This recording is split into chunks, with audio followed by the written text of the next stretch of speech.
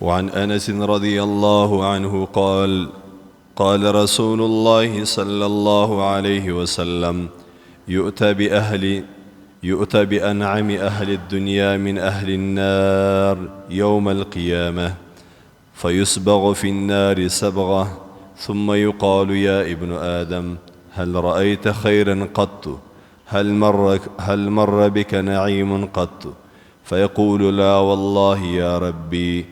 الحديث. صدق الله مولانا العظيم وصدق رسوله النبي الكريم ونحن على ذلك من الشاهدين والشاكرين والحمد لله رب العالمين. فقرآن عظیم شان کې الله جل جلاله په سورة عنکبوت کې د دنیا د ژوند متعلق فرمایي چې د دنیا ژوند دا داسې دی لکه لهو او لعب. لهو لعب د دې د جمعې د ورځې په بیان کې ما تفصیل بیان کړی دی چې د انسان چې سات تیریږي یا انسان چې خپل ځان غلطوي پام بدلوي ساتیری کوي دا دوه قسمه دي. یو د انسان ابتدایي حالت دی چې انسان ماشوم وي کوچنی وي نو د ډېر عقل او د پوهې خاوند نه په دغه وخت کې چې کوچني ته یوه کڅوړه په لاس ورکړم دی سات ورباندې تیروي که داسې د کړپي او د دربي یو شی په لاس ورکړم د سات ورباندې تیر وي او که هسې یو شی را زړیږي هم دی ورته خوشحالی ساتي تیر وي. دغه ته په عربي کې لعب وایي. الله تبارک وتعالی وایي د انسان د دنیا ژوند دا رقم دی. اوس دغه د کوچني په دې باندې سات تیر دی لیکن نور خوند نه ورباندې اخلي. دویم قسم د انسان ژوند دی الله جل جلاله وایي لهوه. لهوه بیا هغه بازوی ته وایي چې هغه کسان یې کوي چې هغه عقلمند وي په دې ساتیري باندې خوند هم اخلي. لکه زموږ او ستاسې د لویانو ده چې انسان غټ سي په د غټوالي کې بعضې بازیانې انسان کوي د دې دپاره چې دماغي خوند ورباندې واخلي او د ده شوق وي ذوق وي خوند وي. الله تبارک وتعالی وایي دا د ټولې دنیا ژوند دا رقم دی بس یا لهوه ده یا لعب دی. په دنیا کې ځکه الله جل جلاله وایي وما خلقت الجن والانس الا لیعبدون. اصلا د انسانانو پیدا کېدل الله تبارک وتعالی د عبادت لپاره کړي دي چې د الله تبارک وتعالی عبادت سړی وکړي. الله جل جلاله پر انسانانو باندې 5 وخت لمونځ فرض کړی دی، په مالدارو باندې زکات فرض کړی دی، حج ور باندې فرض کړی دی او پر هر مؤمن باندې بعضې داسې فرایض دي چې هغه ته فرض عین وایي، بعضې داسې فرضونه دي چې هغه فرض کفایي دي. اصلا د دنیا کې د انسانانو د پیدا کېدلو څه مقصد اعلی او د انسان د پیدا کېدلو غرض دا دی چې د الله جل جلاله عبادت وسي. نور خو نو د دنیا ژوند دا رقم دی. ګوري که چړی وږی یم د انسان طاقت نه کیږي، که موړ سیم بیا د ډېرې مړوالي سم انسان په تکلیف وي، پر نس باندې بوجي پر بدن باندې بوجي وایي نن مې ډېره ډوډۍ خوړلې ده. که انسان خوب نه یې کړی په تکلیف وي یاره نن مې خوب نه دی کړی، که ډېر خوب کړی مې یاره بدن مې بیخي درد کوي له ډېره خوب پر سر باندې مې بوج. که پر انسان باندې خوشحالي راسي دا خوشحالي که ټوله ورځ یم ماښام ته وایي یاره ستړی یم اوس خوشحالي د ورباندې راغلې ده. او که نعوذ بالله الله جل جلاله دې موږ او تاسې ټوله وساتي که غم پر انسان باندې راسي م یاره په غم کې یم، په مشکل کې یم، په تکلیف کې یم. نو اصلا د دنیا ژوند چې دی الله جل جلاله وما هذه الحیات الدنیا الا لهو ولعب دا دی لکه لهو ولعب. اصلا ژوند چې دی وان الدار الاخرة لهي الحیوان اصلا د بقاو او ابد الابد زندگی خوشحالی زندگی هغه په آخرت کې د الله تبارک وتعالی دې موږ او تاسو ته نصیب کړي. حضرت انس رضی الله عنه د رسول الله صلی الله علیه وسلم سره روایت کړی دی وای رسول الله صلی الله علیه وسلم وای د دنیا یو داسې انسان چې ټوله عمر یې د الله تبارک وتعالی په نعمتو کې تیر کړی. مثلا زموږ او ستاسې په مثال په ژوند کې نو دا مثال سړی په دغه شاهي خاندانو کې سړی ویلی سي چې شاهي خاندان وي، د باچیانو کور وي، پلار یم باچا وي، نیکه یم باچا وي، داسې یو سړی به الله جل جلاله د قیامت په ورځ باندې راوغواړي. الله تبارک وتعالی به یؤت بانعم اهل الدنیا من اهل النار یوم القیامه. یو جهنمی انسان الله دی جل جلاله دې موږ او تاسې ټوله ځینې وساتي، خو دا ټوله عمر یې په مستۍ او په مزو کې تیر کړی الله تبارک وتعالی به راوغواړي. فیسبغ فی النار سبغة یوه غوټه به د جهنم د اور ورکي، بس صرف یوه غوټه د جهنم د اور به الله جل جلاله ورکي. بیا به الله تبارک وتعالی پوښتنه ځینې وکړي ثم یقال یا ابن آدم ای د آدم اولاده ای انسانه هل رأیت خیر قط په ټوله زندګي دې خیر لیدلی دی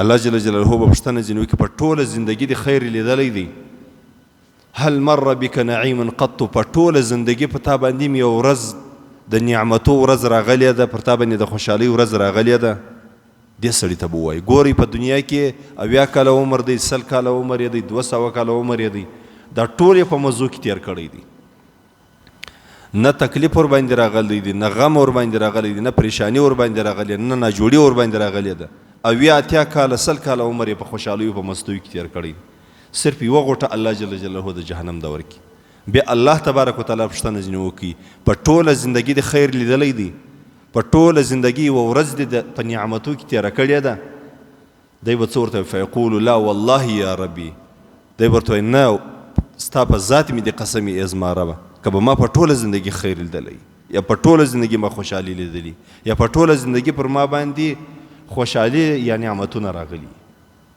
سره له دې چې د ټول عمر د الله په نعمتو کې تیر کړی لیکن د جهنم یوه غوټه دونه سخته ده چې دا ټوله خوندونه او مزي او لذتونه به ځینې هېر کړي ځکه الله جل جلاله هیڅ ژوند نه دی د دنیا د اصل ژوند ستاسې دپاره دا د دنیا امتحان دی الله تبارک وتعالی یې در باندې کوي نعوذ بالله نعوذ بالله نعوذ بالله که سړی کافر ویم الله دا ژوند داسې ورباندې تېروي لکه پر دا مؤمن مسلمان چې الله تېروي او که سړی کلک مؤمن مسلمان ویم الله تبارک وتعالی دا ژوند داسې ورباندې تېروي نه ورته درېږي چاته نه د چاو بزرګي ته درېږي نه د چاو بېدینۍ ته درېږي نه د چاو مسکینوالي ته درېږي نه د چاو آبادي ته درېږي دا سړی اوس دا معذور انسان دی تاسې اوس ولید اعلان یې نسو کولی دا ته وګوره د په مسجدو باندې ګرځي 15 او 10 روپۍ ټولوي په دې باندې د زندګي ده او اوس نو په دې زموږ په دغه جومات کې چې اوس هغه ډېر سرمایهدار هغه ډېر مالدار وي پر هغه نن ورځ تېرېږي پر ده هم تېرېږي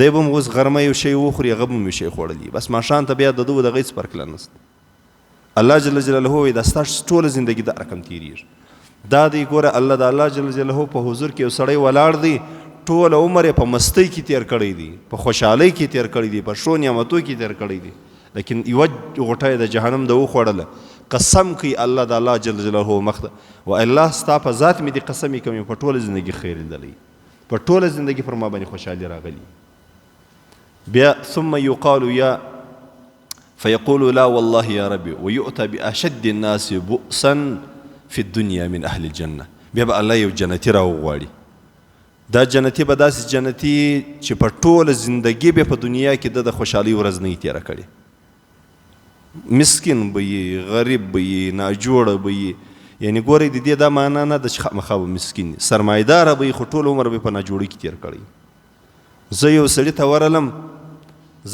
ته ورغلم تقریبا دا تېره روژه کې یو مریض ته ورغلم پوښتنې ته یقیني درته وایم چې دغه مریض که تاسې په ځواني کې لیدلی وای د ده څونه عجیبه حسینه ځواني وه او دی په یو څونه سرمایهداره کورنۍ کې و څنګه ښه ژوند یې و زه چې ورغلم ما ډېر وخت وروسته ولیدی اول وار ما داسې تقریبا زما همزولی دی داسې په 18-19 کاله عمر باندې ما او د ده به ملاقات سوی بیا ما نه و لیدلی اوس چې زه ورغلم د ده دا ژېره دا خوا هم ټوله تکه سپینه سوې وه دا خوا هم تکه سپینه سوې وه ځوان دی نه دی چې د ډېر عمر دی خو پر کټ باندې پروت دی د ولاړېدلو نه دی ملا یې ماته سوې ده ما پوښتنه ځینې وکړه ما څنګه دی زندګي څنګه ده ده ویل وایي ډېره د بېغیرتي ژوندګي راباندې تېرېږي ویې ژړله وایي زه بېادبي دې ما پې ویلې وایي زه د دنیا تر ټولو لوی سپی یم چې پر دا بستره ما ورته ما لږ صبر وکړه ده نه کېږي داسې په تکلیف یم دی دردونه راباندې تېرېږي دی تکلیفونه راباندې تېرېږي نو د دې خبرې مقصد مې دا دی دا د دنیا داسې ژوند دی الله خو دې موږ د نعمتو د زیواله وساتي الله دې موږ ته شکر را نصیب کړي رسول الله صلی الله علیه وسلم وایي الله جل جلاله به د دنیا په دنیا کې یو مؤمن مسلمان چې ټول عمر یې په خوارۍ کې تېر کړی صرف یو وارې جنت ته ورولي جنت ته بیا ورولي بېرته بیا له جنته راوباسي الله جل جلاله به پوښتنه ځینې وکړي چې په ټوله زندګي باندې فیقال له ده ته به وویل چې یا ابن آدم ای د آدم اولاده ای د آدم علیه السلام اولادې هل رأیت بؤسا قط په ټوله زندګي دې یو تنګي او خواري او مشکل لیدلی دی؟ هل مر بک شدة قط؟ په ټوله زندګي داسې راغلی ده چې پر تا باندې دې ستا سره د الله نعمتونه نه وي در سره؟ دغه انسان به د جنت به بیا دونه اثري فیقولو لا والله یا ربي، نه قسم می دی پر الله جل جلاله باندې که په ټوله زندګي به پر ما باندې یا خواري تېره سوي یا تکلیف تېر سوي. دا د دنیا خواري، دا تکلیفونه، دا زحمتونه، دا مشکلات، دا غمونه، دا بیا ټوله هیر سي. ولې به هیر سي؟ دا به په دې هیر سي چې د جنت به دونه خوند وي، دونه شوق وي، دونه عجیب نعمتونه به وي چې د دنیا ټوله غمونه به الله د دماغه څخه پورته کړي.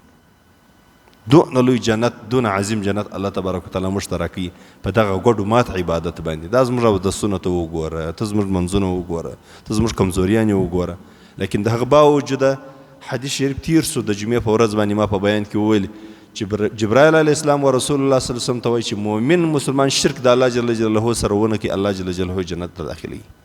رسول الله صلی الله علیه وسلم پوښتنه ځنې وکړه ان سرق و ان زنا، که څه غلا کړي که څه زنا کړي. رسول الله جبرائیل علیه السلام ورته وایي ان سرق و ان زنا.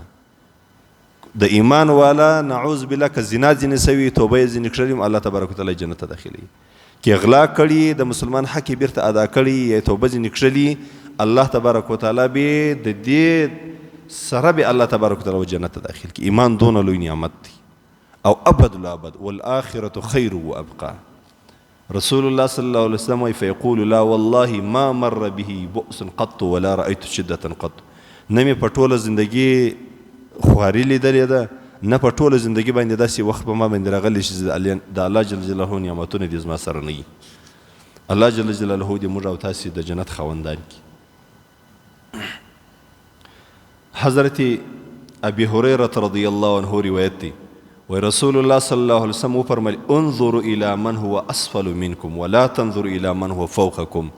ای انسانانو په د خپل ژوند کې درځوان ولوړو خلکو ته مه ګورئ و دې ته مه ګورئ چې پلانکی سړی چې دی دونه سرمایداره دی، دونه مالداره دی، داسې موټران یې دي، داسې کورونه یې دي، داسې دوکانونه دي، داسې تجارت یې دی. دا درځان و کمو ته وګورئ و هغه خلکو ته وګورئ چې درته کم وي. ته کور لري هغه کور نه لري، ستا یو نری کمزوری کاروبار ستا هغه د کاروبار هم نسته. اوس موږ او تاسې دا دلته جوماتو کې دا ټول انسانان دي و دغه سړي ته وګوري. دا د خدای ملنګ، دا مریض، دا ناجوړه، دا مسافر، دا غریب، هېڅوک نه لري د دې چې د کور ته د ماښام ډوډۍ وروي. هېڅ اسباب نه لري د دنیا ده. سړی دې ودې ته وګوري، ودې ته دې نه ګوري چې پلانکي بنګله جوړه که زه بنګله نه لرم، پلانکی موټر لري زه موټر نه لرم، پلانکی سرمایداره دی زه سرمایداره نه یم. چې خدای پاک جل جلاله صحت تر کړی دی، یوه ګوله ډوډۍ الله در پیدا کوي، هر کوم مزدوري چې کوي خو بلد په دې باندې باید سړی شکر ادا کړي. رسول الله صلی الله علیه وسلم وایي در ځان ولوړو ته مه ګورئ، در ځان وکښته خلکو ته وګورئ په دنیا کې. فهو اجدر الله تزدروا نعمت الله علیکم. دا چې سړی در ځان وکښته خلکو ته ګوري د دې سړي څخه بیا د الله د نعمتو ناشکري نه کیږي او د الله د نعمتو شکر به بیا ادا کړي. که زه و هغه سړي ته هغه سړی چې په سترګو باندې ړوند دی هغه ته خو هغه سړی باچا دی چې هغه یوه سترګه لري، او هغه سړی چې په یوه سترګه باندې دید کوي هغه سړي ته بیا هغه سړی باچا دی چې دی د دوو سترګو خاوند دی. هغه سړی چې په سترګو باندې روغ دی دا سړی بیا نسبتا هغه چا ته باچا دی چې هغه د سترګو تکلیف لري، د سترګو نظر یې کم وي. داسې نو سره زه د ټولو نعمتو د دوو لاسو، د دوو سترګو، د پزې، د خولې، د ژبې، د غاښو. زموږ یو ملګری دی الله جل جلاله دې عاجل صحت ور نصیب کړي، الله خو دې جوړ کړي. په ژبه کې کینسر دی، دا خبرې سمې نشي کولی. نو ما او تا خو نسبتا هغه سړی انسان ته ما او تا باچیان چې الله جل جلاله داسې ژبه راکړې ده چې هره خبره کول باندې کولی سو. یو سړي باندې د فالج اټیک راغلی، خبرې سمې نشي کولی، خوله یې کږی. نو دغه انسانان چې خولې یې نه دي کږې، د فالج اټیک نه دی ور باندې راغلی، دا خو نسبتا هغه خلکو ته بیا باچیان دي. ځکه رسول الله صلی الله علیه وسلم وایي که د الله د نعمتو شکر ادا کوئ نو در ځان ولوړو ته مه ګورئ، وکښتو خلکو ته وګورئ. د حدیث شریف روایت بخاري او مسلم دواړو کړی دی. په بل روایت کې راځي رسول الله صلی الله علیه وسلم شرع کړې ده تعس عبد الدینار و درهمه.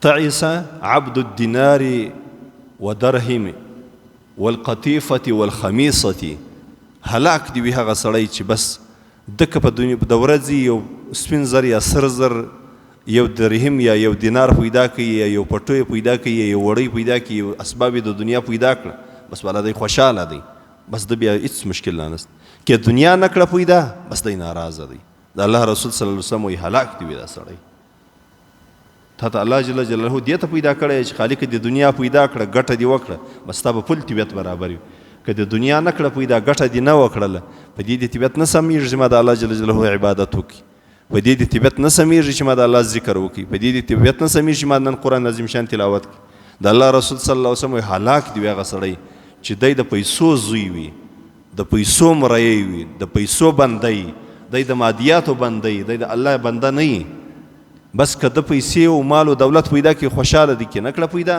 دی خوابدی دی د حدیث شریف روایت بخاری کړی دی ان اعطی رضی وان لم یعطى لم یرضى که مال پیدا کړي بس خوشحاله دی که نه کړي پیدا بس دی ناراضه دی بیا د حضرت ابي هريره رضی الله عنه سره روایت دی قال لقد رأيت 70 من اهل الصفه د رسول الله صلی الله علیه وسلم صحابه کرام و د صفه طالبان صفه د رسول الله صلی الله علیه وسلم د کور وڅنګ ته د مسجد نبی په اخري حصہ کې دغه چپلاست دلته داس چوتره د چوتره موږ په پښتو کې چوتره ورته وایو داسې چوتره وه پر دې باندې به د رسول الله صلی الله علیه وسلم مسافر طالبان اوسېدله دا د اسلام اوله مدرسه ده اول مسکر دی مسکر و د پوجیانو د ټریننګ وځای ته وایي د رسول الله صلی الله علیه وسلم مجاهد صحابه کرام او د رسول الله صلی الله علیه وسلم طالب العلمان چې د رسول الله صلی الله علیه وسلم څخه علم زده کوي اوله وار یې دغه مدرسه وه دوی دلته اوسېدله حضرت ابي هريره رضی الله عنه وایي ما اویا د صوفي طالبان ولیدله ما منهم رجل عليه رداء داسې طالب مې نه ولیدی چې ده هم لنګ درلودی هم یې پټو درلودی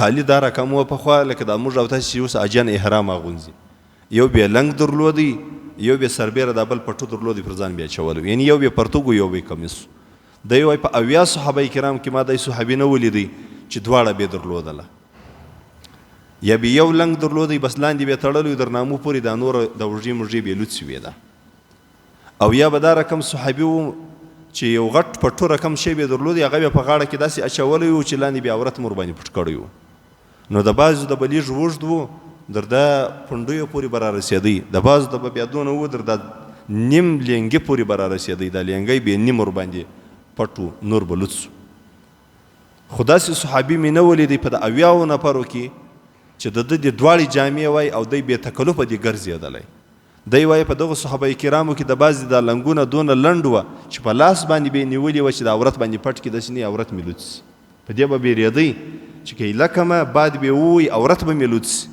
په لاس باندې بیا د خپل لنګ و د پټو نیولی و چې عورت مې کې پټ چې عورت مې لوڅ نشي دا د الله د رسول صلی الله علیه وسلم هغه کسان دي چې دې ته اهل صفه وایي په دې کې د هغه خلک هم و چې د جنت زیري ورباندې سوي وو په دې کې هغه کسان هم وه چې د الله دپاره د خپل سر قربان کړي په دې کې هغه کسان هم وه چې د رسول الله صلی الله علیه وسلم د محبت په خاطر باندې قربان سول او دا هغه کسان دي د الله رسول صلی الله علیه وسلم وایي دا اضیاف الاسلام دي د اسلام میلمانه د ټوله اسلام میلمانه و دا کسان لیکن الله جل جلاله د الله دین یې په داسې مسکنت غربت کې زده کوي او د الله د رسول سره شپې تېرولې چې د اغوستلو شی یې لا نه درلودی رسول الله صلی الله علیه وسلم دا صحابي وایي لقد رأیت 70 من اهل صفتی اویا نفره مې د صفې طالبان د رسول الله صلی الله علیه وسلم ولیدله ما منهم رجل عليه رداء اما ازار و اما کساء یا به لنګ ورسره و یا به دی پټو ورسره و چې هغه بیا په غاړه کې اچولی و لاندې عورت بیا هم په پټ کړی و قد ربطوا في عناقهم په غاړه کې بیا اچولی و فمنها ما يبلغ نصف الساقين بعضې داسې و در دا نیم لنګې پورې بیا رارسېدلي و ومنها ما يبلغ الكعبين بعضې به دا رقم و چې لږ به وږد در پنډیو به رسېدی فیجمعه بيده کراهیة ان تراع عورته په لاس به یې نیولی و داسې نه و چې په خپل په طبیعت باندې لکه دا موږ ته چې کالي اغوستي په لارې باندې روان یو هېڅ په دې نه بیریږو چې عورت به مو لوڅ سي نه دوی به په لاس باندې د خپل لنګ نیولی و یا به دا ردا نیولې وه د دې دپاره چې عورت یې لوڅ نه سي کوچنی به و لنډ به و د حدیث شریف روایت بخاري کړی دی بیا رسول الله صلی الله علیه وسلم الدنیا سجن المؤمن و جنة الکافر دنیا د مؤمن دپاره جنت دی او د مؤمن دپاره جیل دی، محبس دی، او د کافر دپاره جنت دی. د په دې خاطر باندې که دا مؤمن و جنت ته ولاړ سي نو چې په دې دنیا کې سړی په شاهي محل کې ناست دا دی لکه جیل نسبتا و جنت. او کافر که و جهنم ته ولاړ سي نو که چیرې کافر په دې دنیا کې په جیل کې بلکې په یو عذاب باندې مبتلا وي نو خدا د دنیا عذاب و جهنم ته دا رقم دی نعوذ بالله لکه جنت. ځکه رسول الله صلی الله علیه وسلم اسانه خبره وکړه چې دا دنیا د مؤمن دپاره دی لکه جیل. یا دا معنا ده چې مؤمن مسلمان په دې کې داسې آزاد نه دی چې زړه یې غواړي هغه به کوي. کې خوب کوي لمونځ یې قضا کې پروا نه لري، کې نعوذ بالله شراب پیدا که هغه دې وخوري، کې حرام یا د دې ټولو شیانو څخه به ځان ساتي. نو یو قسم داسې دی لکه جیل د مؤمن دپاره دنیا. او د کافر دپاره دا دنیا جنت ته مقصد دا دی لکه د ده دپاره داسې ازادي ده چې دی نه حلالو ته ګوري نه حرامو ته ګوري، نه سار فرق ورباندې لري نه ماښام فرق باندې لري، هېڅ فرق نه پر لري.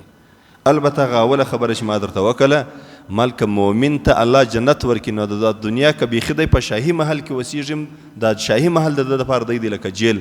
اصلا خوند او ذوق او شوق د مؤمن مسلمان و چشتي و جنت دی او جنت د اعلی نعمتو ځای دی. او د کافر دپاره دا دنیا جنت دی.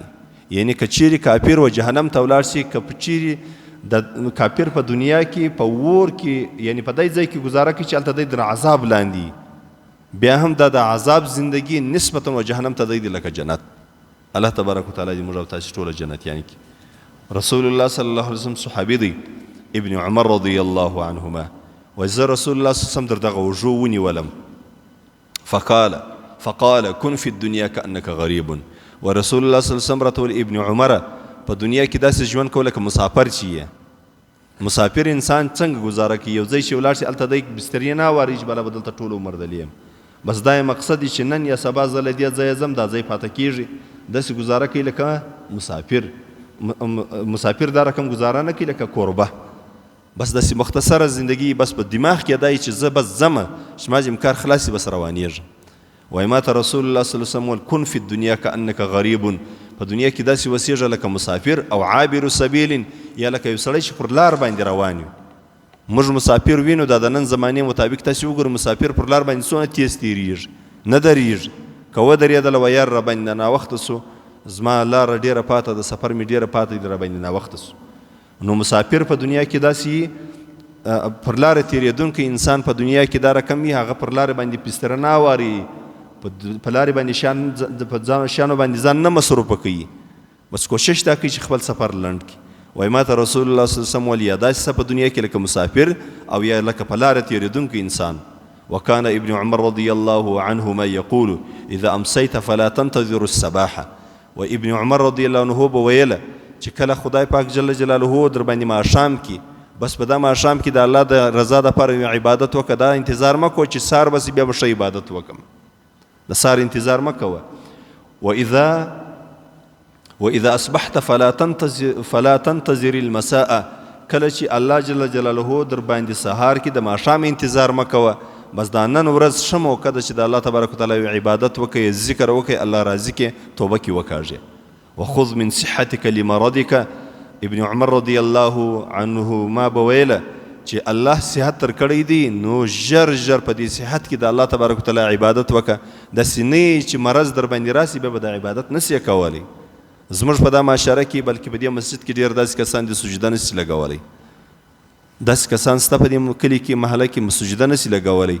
الله جل جلاله هغه د سجدې حالت ځینې اخیستی دی. نور ډېر خلک په ناستې لمونځ کوي په ولاړې لمونځ نسي کولی. بس الله جل جلاله نور د ده هغه صحت هغه بدن ځینې اخیستی دی چې دی بیا په ولاړې باندې لمونځو کې ودرېږي یا د سجده ولګوي. ځکه ابن عمر رضی الله عنهما وایي چې په د صحت کې موقع وي د الله تبارک وتعالی د عبادت چې څونه سجدې کولی سي ویې کوي، څونه ذکر کولی سي ویې کوي، څونه ښه اعمال کولی سي ویې کوي. له مخه در دې چې مرض در باندې راسي بیا به دا موقع نه وي. خذ من صحتك لمرضك ومن حياتك لموتك. د خپل ژوند څخه یوه موقع واخله. موقع کومه موقع؟ دا موقع ترلاسه که چې په دغه ژوند کې یو داسې اعمال ترسره کړه چې بیا به دې په مرګ کې ارمان نه وي چې چې کشکې مې 20 منځونه کړي وای، کشکې مې د شکر لمونځ کړی وای. لکه چیرې ګورې، کشکې مې د یو ښه عبادت کړی وای، یا مې ښه ذکر کړی وای، یا مې ښه تلاوت کړی وای. د مرګ وروسته چې بیا قبر ته ولاړې بیا دا خبرې ختمې دي چې اوس نو تلاوت وکړه، اوس نو ذکر وکړه، اوس نو پلنکی عبادت وکړه. نه، دا ژوند دی په دنیا کې. او دلته زندگی دونه بې باوره ده چې د هیڅ چا د دا نه ده معلومه چې پر تا باندې به ماښام سي که به نسي در باندې ماښام، پر تا به یوه ورځ تېره سي که به نسي تېره، پر تا به یوه میاشت تېره سي که به نسي تېره. ځوان سړی وروره مړ سي، سپین ږیری 80 کاله 90 کاله عمر الله تبارک وتعالی ورکړي، ځوان هلک وي در 20 کاله عمر نه ورسېږي در هغه له مخه مړ سي. نو ځکه مؤمن مسلمان باید چې په د خپل ژوند کې د الله د رضا دپاره کوشش وکړي. په حدیث شریف کې راځي د ابي العباس رضی الله عنه سره روایت سهل ابن سعد الساعدي رضی الله عنه، جاء رجل الى النبي صلى الله عليه وسلم، یو سړی و رسول الله صلی الله علیه وسلم ته راغلی، فقال یا رسول الله دلني على عمل، ای د الله رسول یو داسې عمل راوښی چې زه هغه عمل وکړم الله جل جلاله نه ما سره محبت وکړي، الله په خوشحاله سي او الله جل جلاله له ما سره محبت وکړي، داسې یو عمل راوښی. فقال ازهد في الدنيا يحبك الله. رسول الله صلی الله علیه وسلم یو خبر ورته وکړه، وایي په دنیا کې د دنیا څخه بې پرواسه الله به محبت ته سره وکړي. په دنیا پسې ځان مه وژنه، دا د دنیا محبت دونه په زړه کې مه یږده چې بس ته یې دغه دنیا ده چې څنګه یې بیا پیدا کړمه څنګه بیا ډېره کړمه. دا چورتونه ډېر مه وه په دنیا. بلکل دا ګوره دا د اسلام هم دا قانون دی، د بشریت هم دا تقاضا ده، سړی به کاروبار هم کوي، سړی به مناسبات هم کوي، سړی به خوشحالي هم کوي.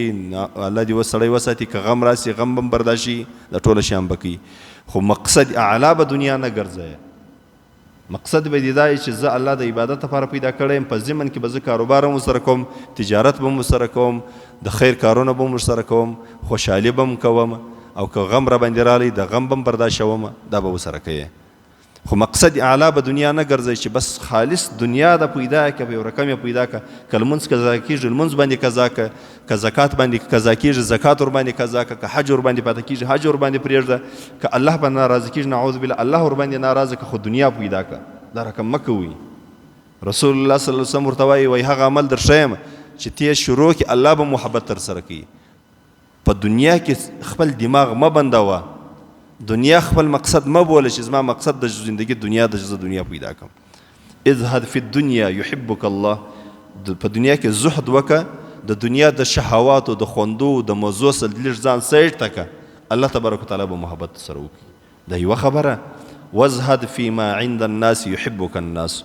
د خلکو سره چې کوم مال دی دغسې بې پرواسه، د خلکو په مالو پسې مزغله چې پلانکی خان دی، پلانکی ملک پلانکی دی، پلانکی خان دی، پلانکی حاجي صاحب دی، پلانکی سیټ دی، د دې خلکو د مالو غلامي مه کوه، خلک به بیا ستا سره محبت کوي. ځکه د خلکو په دې باندې د سړي سره ډېره بد کېږي چې د ده سره یو شی تیز ځینې وغواړي، دا پر خلکو باندې دونه بوج دی، دا پر خلکو ته دونه زور ورکوي، دونه تکلیف ورکوي چې په دنیا کې هېڅ شي باندې دونه خوا نه بدېږي. لکه د ده سره چې پیسې تا ځینې وغوښتې په دې ډېره خوا بدېږي، موټر ځینې وغواړي ډېره خوا یې بدېږي، که کور ځینې وغوښتې ډېره خوا یې ځینې بدېږي، نور مال چې هر شی د ده سره ورسره وي د خلکو په دې باندې خوا بدېږي، دغه سړي سره ښه نه راځي. نو که سړی غواړي د دنیا او د آخرت عزت په لاس ته راوړي، یا د الله په نزد مې عزتمن وي او د خلکو په نزد مې عزتمن سي، نو د خلکو سره چې کم مال دی دا مال مه پسې کېږه، د مال په خاطر باندې د خلکو سره ملګري و انډیوالي مه کوه چې دا مالدار دی ته په ښه باندې به راشي، په کیسه کې لا مه کېږه. خصوصا بعضې خلک بیا موږ لیدلي دي دونه بې حیایي دونه بې شرمه د دا سرمایهداره خلکو سره داسې چمونه کوي، که د معاینې ښکنځل ورته کوي د بې غیرته مړې سترګې نیولې ورته ناست.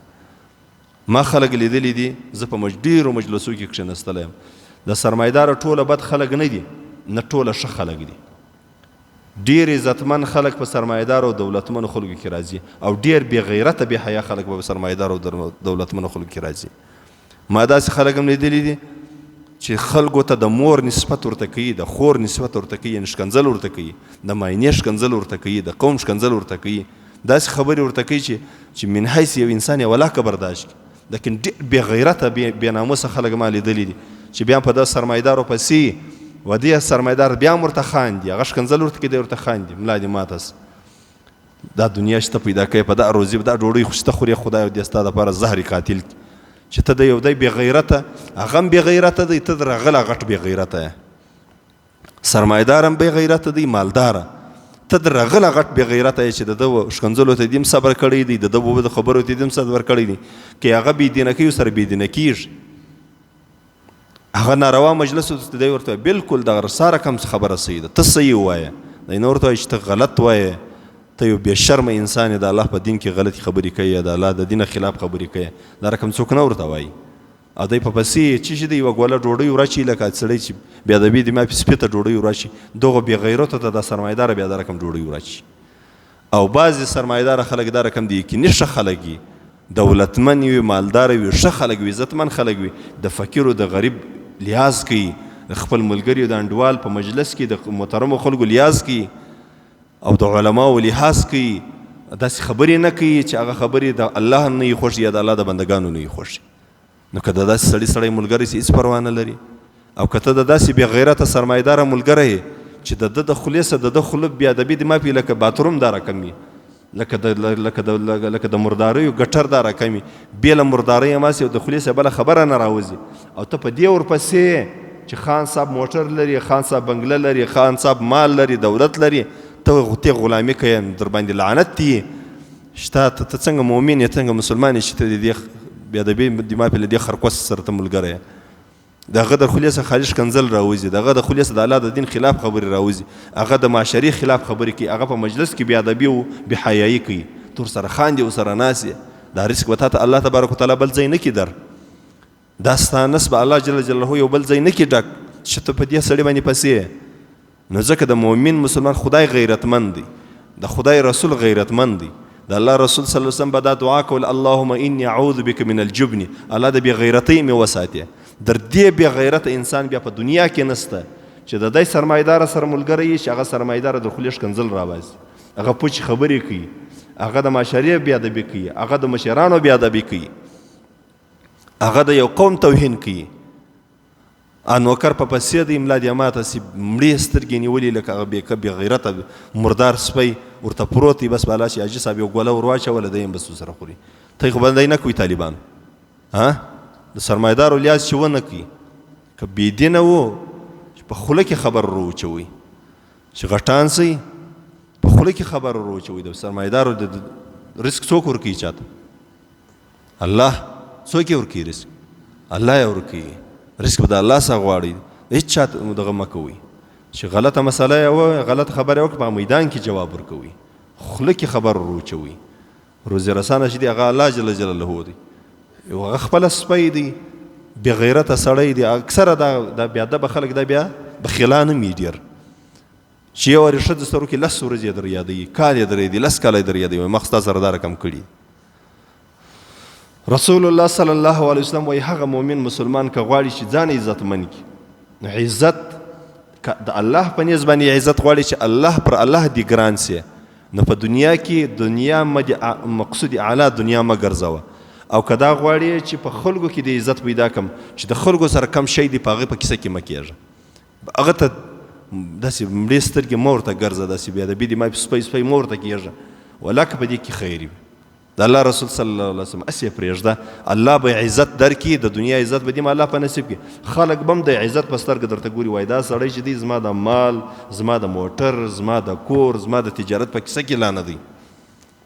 که سلام او دعا د سره کوله، ناسته ولاړه د سره کوله ورسره کوی، که نه کوله دی هلته پرېږده، چې دی نه یې دغه سړی چې د سړي نه یې شناخته، هغه خلک بیا څه چم کوي، هغه روزي له کومه ځای پیدا کوي. د الله رسول صلی الله علیه وسلم فرمایي وزهد فیما عند الناس، د خلکو سره چې کم مال او دولت دی د دې څه ځان بې پروا کړه، ځینې لرې سه. یحبک الناس، خلک به بیا له تا سره محبت کوي. وایي وروره دا چې دی دا د تمې والا نه دی، دا مړ سترګی نه دی، دا د مړو سترګو ډوډۍ نه خوري، د دې سړي عزت وکړه، دا ډېر بې پروا سړی دی. یو تکبر دی، تکبر له هېچا سره مه کوئ، مې له سرمایدارو سره کوئ، مې له مسکینو سره کوئ. په تکبر باندې الله ناراضه کېږي. تکبر دا دی که یو سړي ښه خبره وکړم ته په مقابل کې ودرېږي، سمه خبره کوي دی سرمایداره دی ته په مقابل کې ولاړې، که مسکین دی ته په مقابل کې ولاړې. نه، تکبر مه کوئ.